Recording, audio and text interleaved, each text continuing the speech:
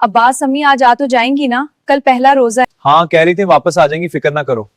मैं आ गई बेटा। तुम दोनों परेशान क्यों हो रहे थे? घर तो कितना प्यारा लग रहा है। ये सब तुम दोनों की मेहनत है मेरे बहुत प्यारे बच्चों। उम्मी सब आपकी दुआओं का नतीजा है। हमने बस कोशिश की है उम्मी। बेटा कल पहला रोजा है, तुम दोनों बाजार जाकर सब्जी, आलू, पालक, धनिया, पुदीना, टमाटर और पकोड़ों का सारा सामान ले आओ।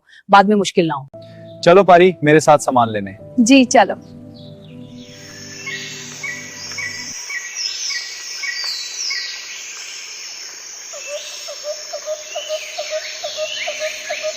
अभी कितना दूर है बाजार?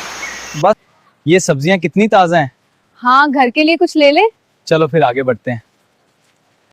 टमाटर बड़े ताजा लग रहे हैं। हाँ और धनिया भी अच्छा है। चलो कुछ लेते हैं। जी बहुत अच्छा। अब्बास देखो आलू और पालक कितने ताजा हैं। हाँ अभी सब कुछ ले लेते हैं ताकि बाद में कोई परेशानी ना हो।